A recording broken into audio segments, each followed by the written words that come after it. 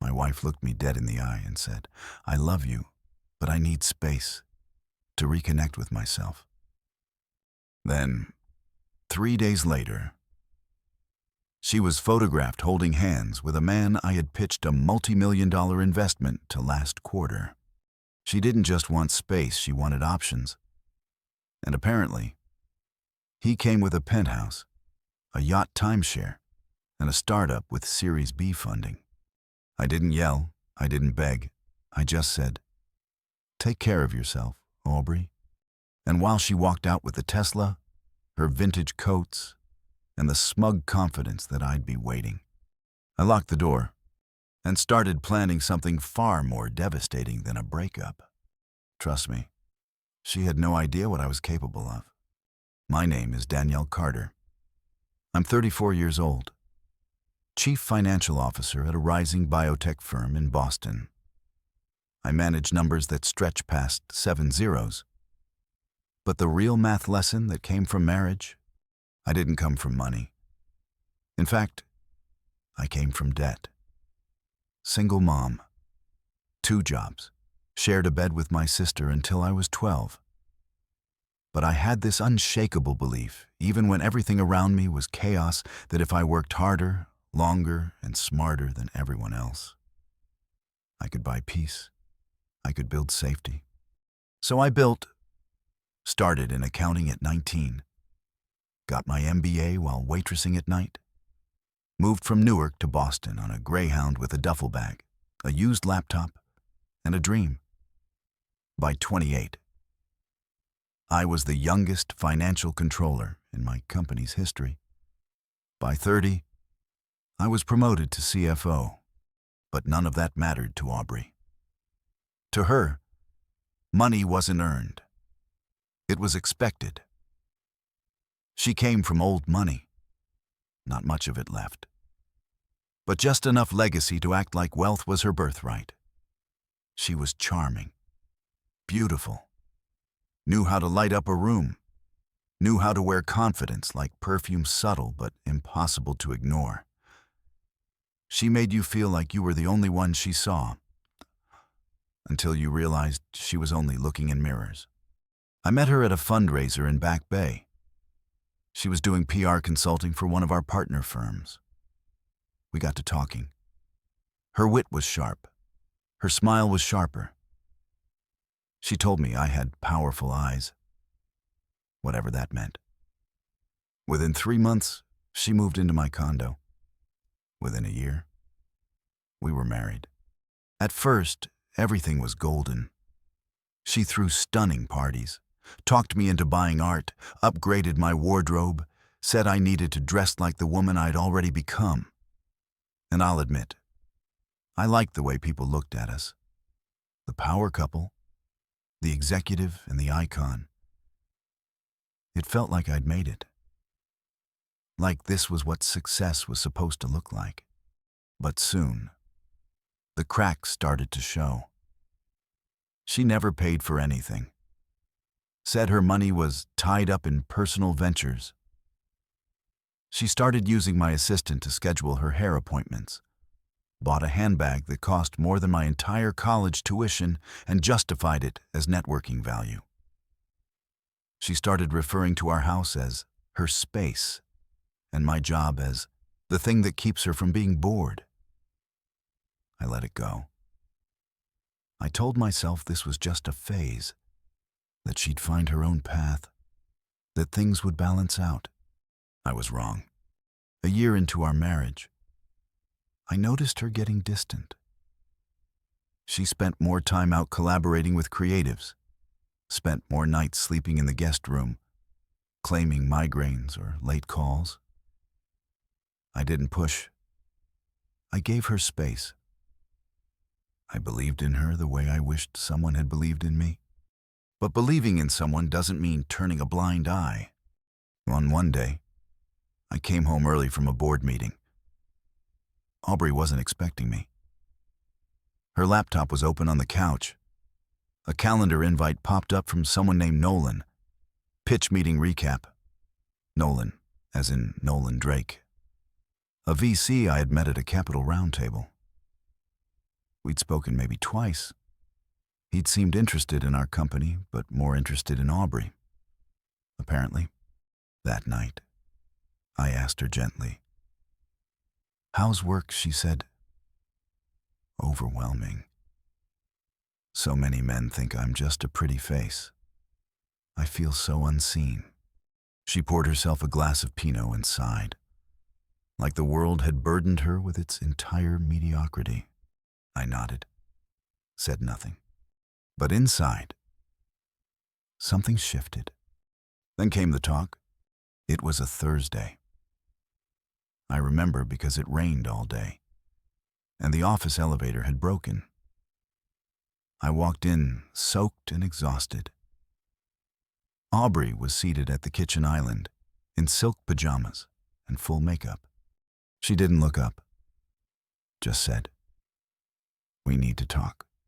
My stomach clenched, but my voice stayed calm. "Okay." She said she'd been doing some deep inner work, that she'd lost herself, that being married made her feel boxed in, that she loved me but needed space to explore what aligned with her soul. I asked, "Aligned with Nolan?" She blinked, just once, then smiled. "This isn't about anyone else. It's about me." Of course it was. She moved out that weekend, took the Tesla, left behind the prenup documents I'd asked her to sign, and she'd never returned. Friends asked if I was okay. Colleagues whispered. A few dared to say, "Maybe it's for the best." But none of them knew what I knew. Aubrey hadn't just walked out on me. She'd walked out on the woman who built the very ground she stood on. And I wasn't going to chase her. I was going to build something so big, so unshakably powerful, that when she tried to come back, the door would no longer exist. Before we go further, if you've ever been underestimated, if someone's ever left you because they thought your now was all you'd ever be, stick around, because what happened next, it changed everything. People think power looks like polished boardrooms and stock tickers. But real power is quiet. It's built in early mornings, late nights, and knowing where every dollar lands. I didn't get here because I was the smartest.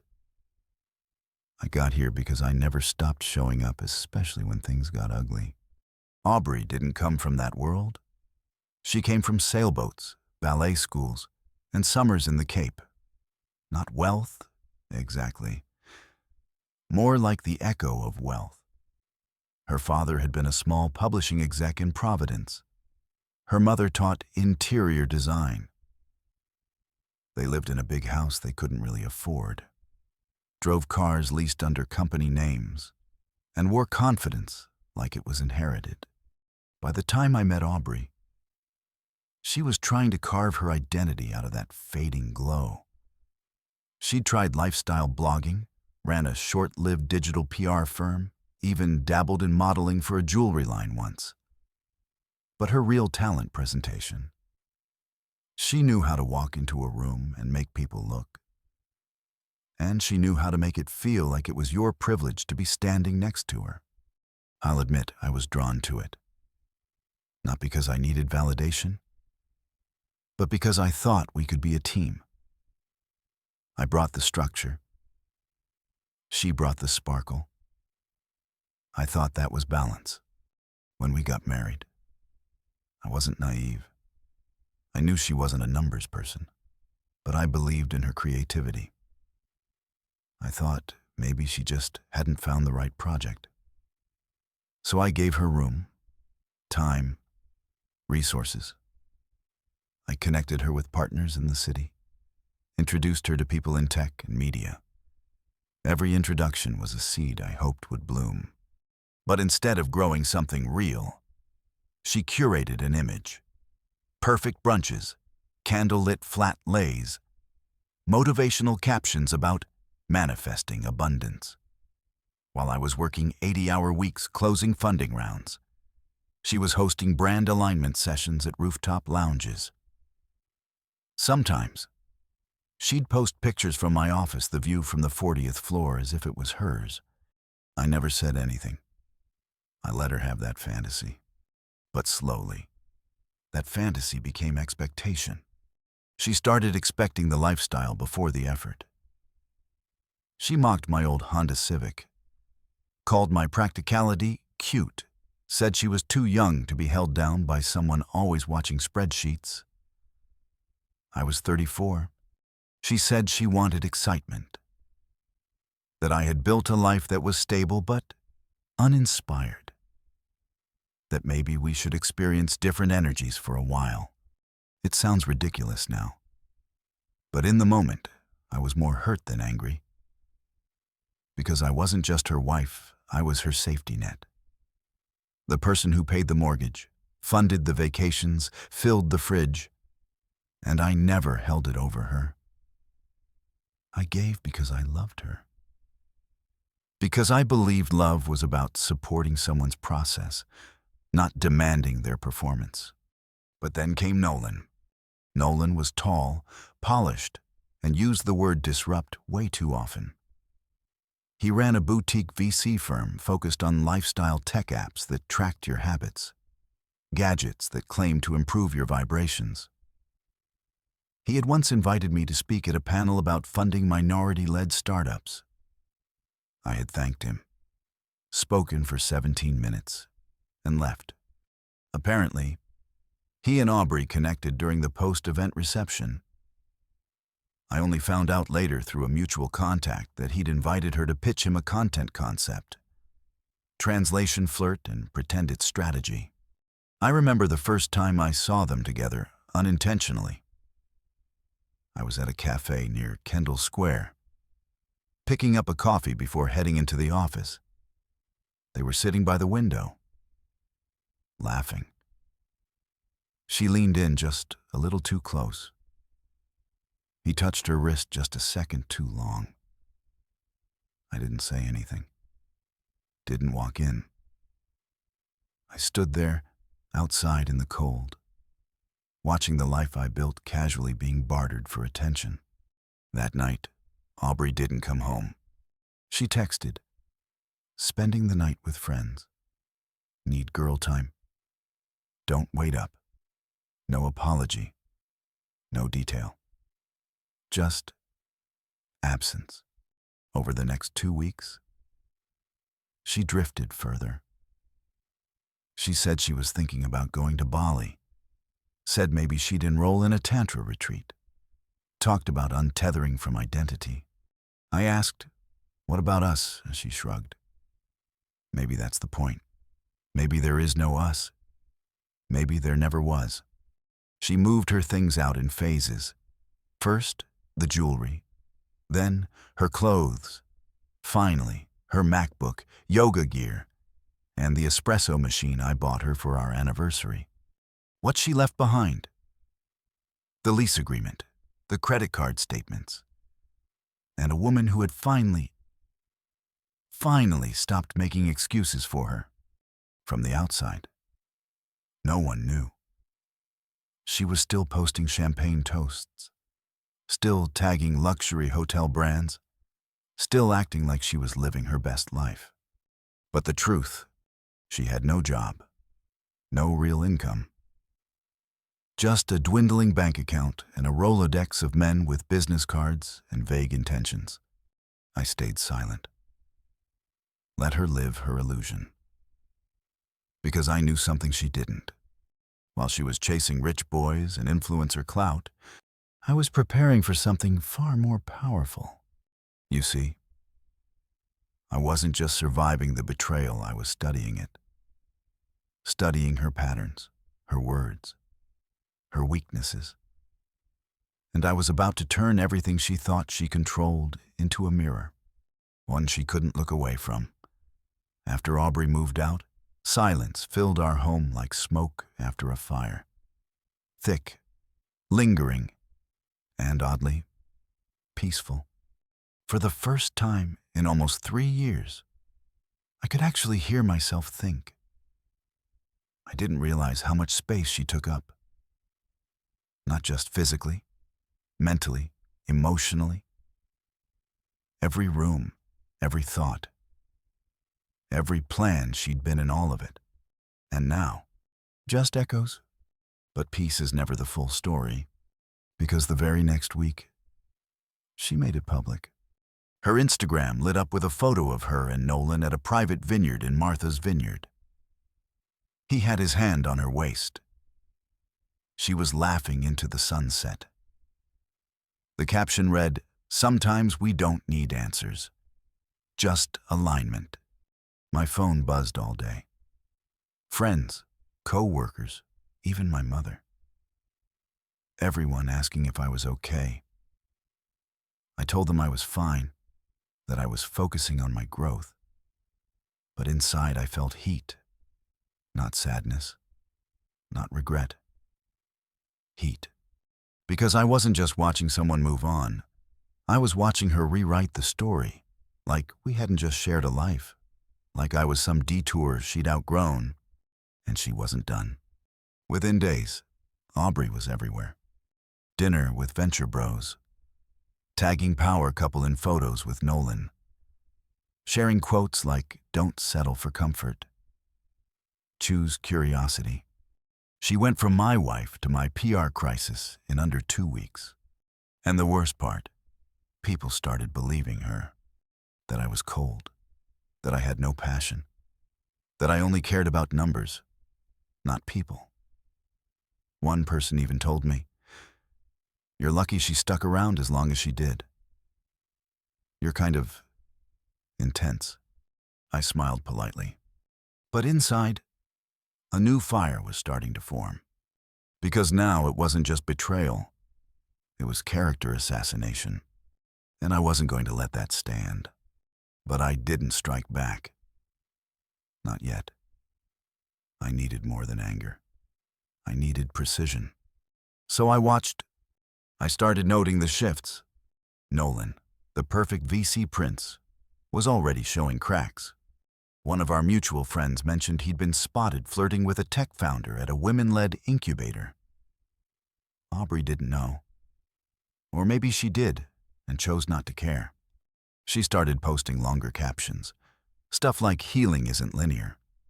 Some days you soar. Some days you sink." Not exactly the energy of someone living her best life. Meanwhile, I was rebuilding. Not emotionally. Strategically. I renegotiated my comp package. Went from $250,000 to a structured bonus model that would bring me close to $300 by year end. I invested in a smaller startup on the side. Started working out again. Reclaimed my mornings. And while she was curating sunsets, I was setting deadlines. Then, the humiliation began. Not for me, for her. It started with a pitch event. One of Nolan's companies was presenting. Aubrey was listed as the brand advisor. But when the panel opened for questions, a journalist asked if Aubrey had any actual brand management experience. She froze, said something vague about intuitive storytelling. The journalist pressed, "Can you name any campaigns you've led?" Aubrey stuttered. Said her work was more energetic alignment than tactical execution. The room went silent. That clip went viral in our little corner of LinkedIn. The comments were brutal. This is what happens when you confuse aesthetics with strategy. Nepotism disguised as empowerment. I didn't comment. I didn't like it. I just watched. Because I knew what was coming next. She posted a TikTok the following day. Eyes red. No filter. Titled, "When They Take Everything and Still Say You Weren't Enough."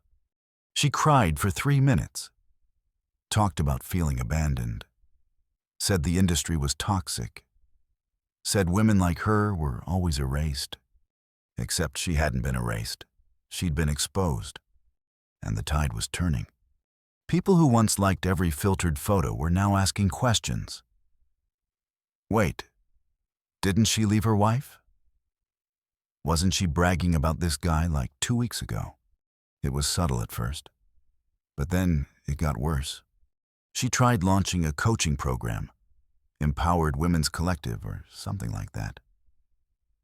$299 for a 4-week course on manifesting abundance. I checked the site. It was all stock photos and empty promises. Still, I said nothing. I just forwarded the link to my friend Rachel, an HR director who moonlighted as a social media watchdog. Rachel shared it in a private Slack with other professionals. The feedback: this is predatory garbage wrapped in a soft pink bow. The site was taken down within 72 hours. And Aubrey, she went quiet. No posts, no photos, no inspiration quotes, just silence. Until one day, she called. I was in a strategy session with my CEO. Phone buzzed, Aubrey. I stared at the screen, let it ring out. A minute later, a text. Can we talk? Another. It's not what it looks like. I didn't mean for any of this to happen.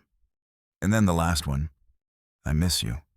I didn't reply, because this wasn't just about missing me. It was about missing what I gave her: stability, status, shelter. She was realizing that Nolan wasn't a partner. He was a platform. And when that platform cracked, she fell. But I wasn't done yet. Because humiliation.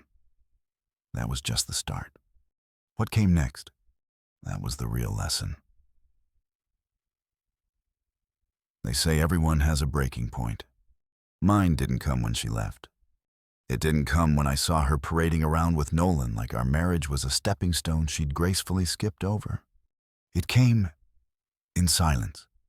A week after she texted me, "I miss you," and I never replied, she did something I didn't expect. She sent me a voice note. 2 minutes and 32 seconds. Her voice was slower than usual. Calmer. Almost regretful. She said she missed the version of us before things got complicated. She said she felt disoriented and tired of pretending. And then she said it. I know I hurt you. But I think we both know. You'll always care about me. I replayed that sentence 3 times, not because I believed her, but because it was the most honest thing she'd said in months. She thought I still cared. She thought I'd still catch her if she fell. And that's when everything in me hardened. That's when I stopped being the woman who was grieving and became the woman who was about to teach her a lesson she'd never forget. Not out of bitterness, out of clarity. I didn't want revenge that was loud and dramatic. I wanted it clean, legal, and permanent. So I started assembling the plan. First, I met with my lawyer. I wanted to formally separate our remaining assets. The prenup she never signed, that was leverage. Because while it wasn't binding, I had years of emails showing her refusal to contribute financially while accessing shared accounts. He reviewed everything. Raised his eyebrows at the transaction list. You know, he said, flipping through pages, this looks more like a financial dependency case than a marriage. Exactly. He drafted a financial recovery proposal, basically a formal notice requesting repayment for unauthorized charges during our marriage. Not for the money I'd already recovered. But to lay legal groundwork, that was step 1. Next, I updated my will and beneficiaries, removed her from everything, retitled the house, froze our joint cards, alerted my bank to restrict access. By the end of that week, there was no legal, financial, or logistical door she could walk through without my permission. And then, I reached out to Jake. Jake was an old friend from my MBA program, now a real estate developer in Boston. Sharp, discreet. Owed me a favor from back when I helped restructure one of his failed ventures. He picked up on the first ring. "Danielle," he said. "Been too long?" "What's up?" I smiled. "I need a role." "A role?"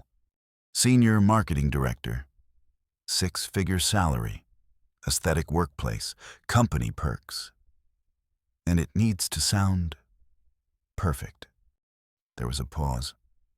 For who, he asked, though I knew he already had a guess. I told him the truth. Aubrey was spiraling. She was looking for something, anything to regain her footing. A new image? A new success story?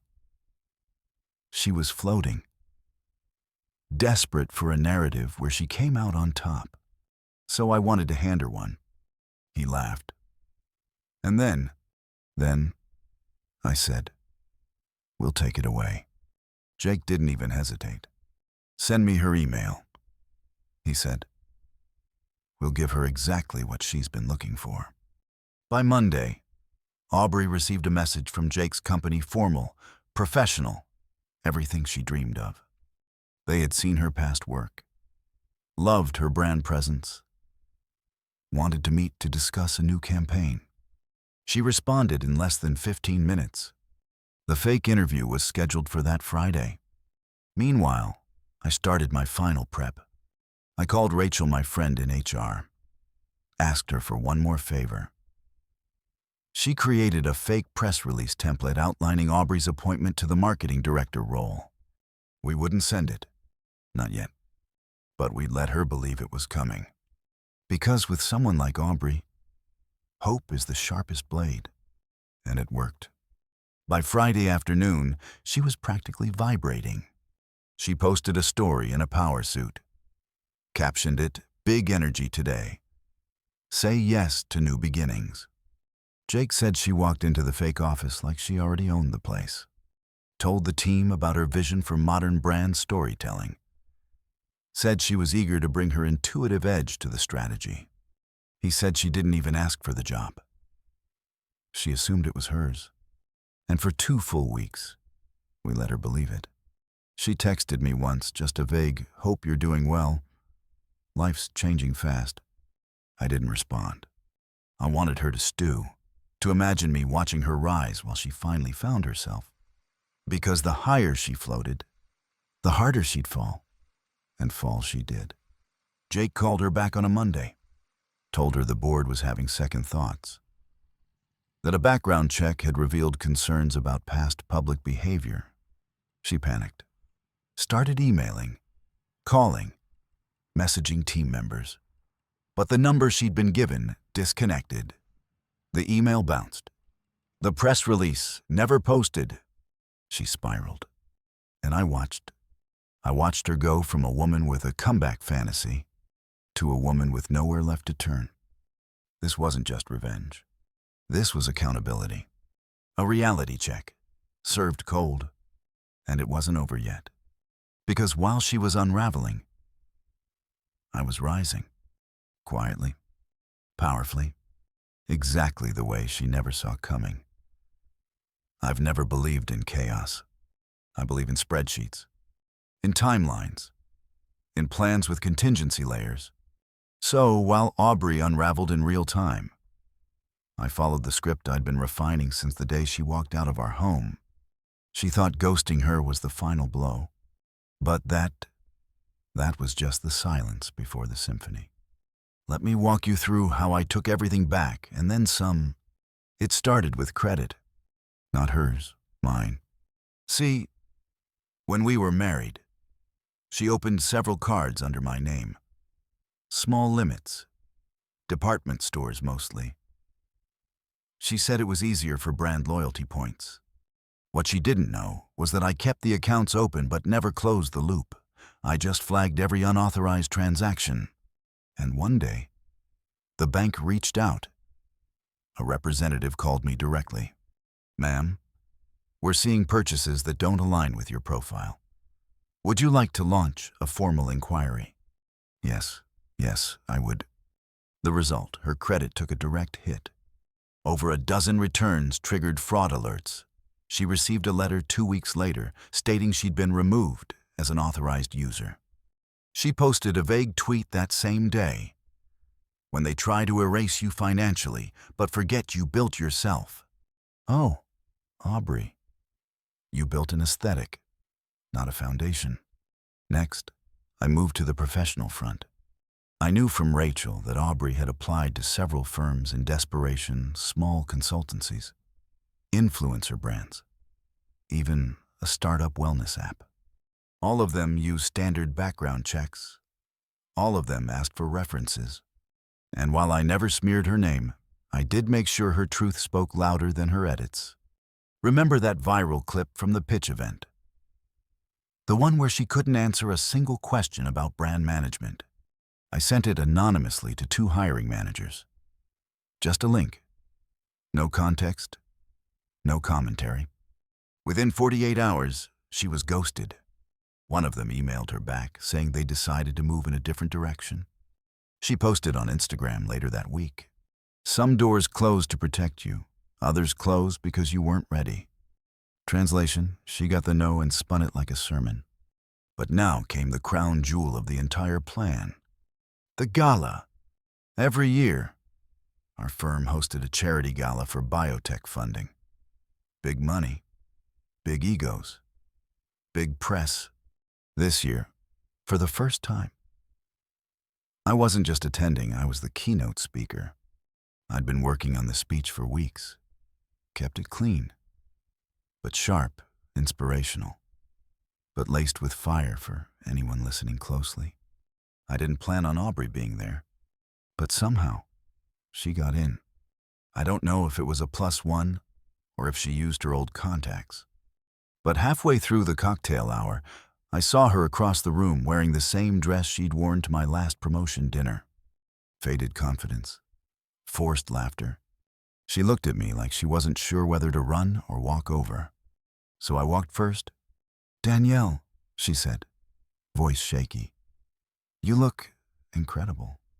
I nodded. "You made it." She paused. Yeah. I thought maybe we could talk. Just for a second. After the speech, I said, and walked away. Now, the thing about microphones is, they don't just amplify volume, they amplify truth. I stepped onto that stage, took a breath, and delivered the most poised, professional, emotionally loaded speech I've ever given. I talked about resilience, about betrayal, about how sometimes the people we think are building with us are really just borrowing our bricks. And when we finally take back our time, our trust, our tools, they have nothing left to stand on. I never said her name. But the silence in the room told me everyone knew who I meant, especially her. When I stepped off stage, she was waiting near the exit, eyes glassy, hands clenched. "You didn't have to do that," she said. I raised an eyebrow. "Do what?" "That speech. You made me look pathetic." "No," I said calmly. "You did that all on your own. I just stopped covering for you." She bit her lip. I was just lost. I didn't know what I was doing. I leaned in slightly. "You were never lost, Aubrey. You just didn't like the route I was taking because it didn't come with shortcuts or spotlights." Her voice broke. "Do you hate me?" That question caught me off guard. I paused, and then I told her the truth. "No, I don't hate you. I outgrew you." Because hating her would have meant I still needed something from her. Approval, closure, validation. But I had all that now. And she had a purse full of expired loyalty cards and a story no one wanted to hire.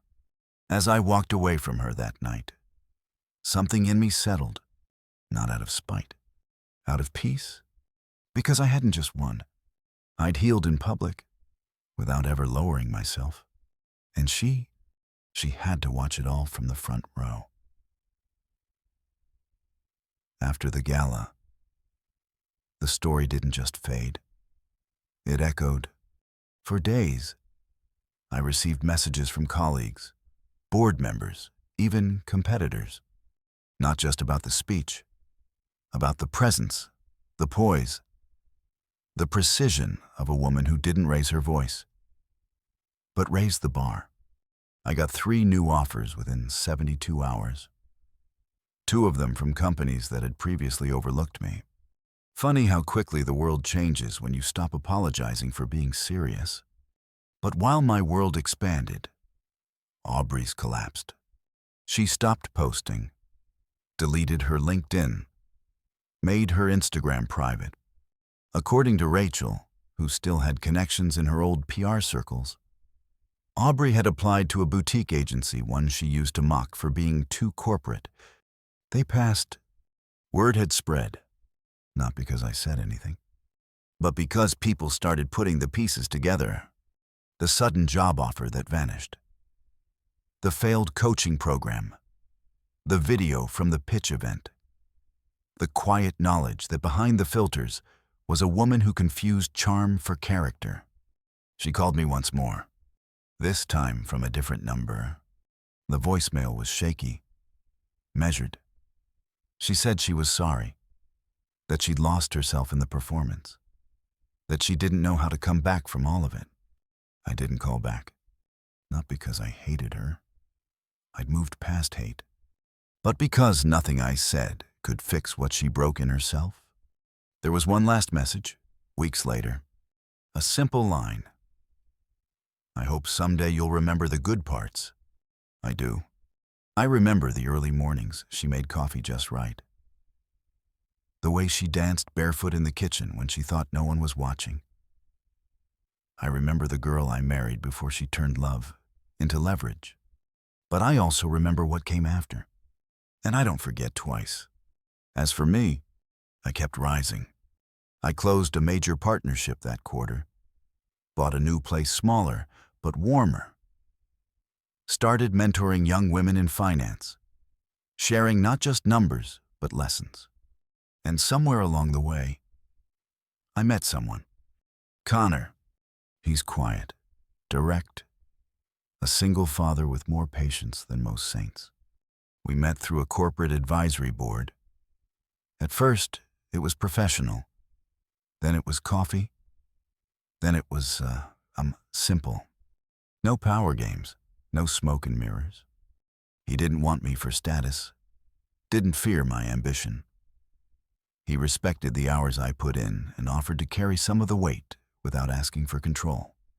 The first time I told him about Aubrey, he didn't say much. He just nodded and said, "Sounds like you did what she never expected." "What's that?" I asked. He smiled. "You healed." And he was right. Because revenge wasn't the goal. Freedom was, and now I had both. No audience, no spotlight, no script, just me. Finally, just me. If you've ever had someone underestimate you, use your patience as a reason to push you aside, or turn your loyalty into their safety net, and then you already know what I learned the hard way. When Aubrey left, it wasn't just a heartbreak. It was a recalibration.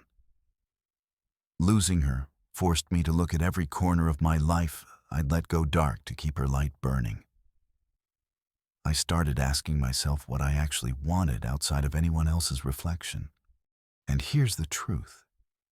Some breakups don't shatter you. They strip away the stories you were told about what you're worth, who you need, what you have to tolerate to be loved. They hand you a blank canvas and a box of new colors. That's terrifying. But it's also freedom. I won't pretend it didn't hurt. I won't lie and say I never wondered if I could have saved her, or saved us, if I'd just bent a little more, been a little less stubborn, dimmed my own ambition. But deep down, I know that wasn't love. That was self-sacrifice. Real love doesn't ask you to get small. It doesn't ask you to wait in the wings while someone else auditions for the lead role in your story. Aubrey tried to make me an extra in my own life. But when she walked out, she opened the stage for me to step forward. There's this myth especially for women, but honestly, for anyone, that strength is silent, that we should take heartbreak in stride. Move on quietly. But you know what? Sometimes the most radical thing you can do is heal in public. Show up in your own life and let people see you transform. That's what I did. Not to shame her, not to get applause, but to remind myself every day that I am the author here. People ask if I ever forgave her. And the answer is, I forgave myself. For the years I spent doubting my instincts. For the moments I tried to be enough for someone who was never satisfied. For the nights I cried in silence because I didn't want to make anyone uncomfortable with my disappointment. I don't regret what I lost, because everything I let go made space for something real. Today, my life is quieter, but it's my own. I'm still a CFO, still driven, but I also take days off. I dance in my living room to old school soul. Sometimes, Connor's daughter comes over and paints at my kitchen table, leaving tiny fingerprints on the counter. Those fingerprints, they're more precious than any deal I ever closed. As for Aubrey, last I heard, she moved to a small town upstate. She's working in retail, studying for a certification, telling friends she's starting over. Maybe she is. And I hope, honestly, I hope she finds what she's looking for. I hope she learns to stop running from herself. But that's not my journey anymore. If you're still listening, maybe you see yourself in pieces of my story. Maybe you've been the one left behind. Maybe you've been the one who had to outgrow the life you thought you'd always have. Let me tell you this. You are not stuck. You are not doomed to keep repeating old lessons. You are allowed right now, this minute, to close the chapter and write a new one. It won't always be clean. It won't always be fair, but it will be yours. And if you're afraid you're too broken, or too late, or too much, remember, the people who want you small are just scared of what happens when you take up space. So take it. Take all of it. Let the world adjust to your growth. And if this story hit home, I want you to do something right now. Drop a comment, share your story, tell someone what you survived, or just write, I'm here, I'm still standing, because you are. And if you found something in my journey that made you feel stronger, or seen, or a little less alone, hit that like button. Subscribe. You never know who needs to hear your story next. Because healing isn't a solo act. It's a chorus. And right now, you're part of mine. Thanks for listening. This was Danielle's story. But maybe, just maybe, it's a little bit yours, too.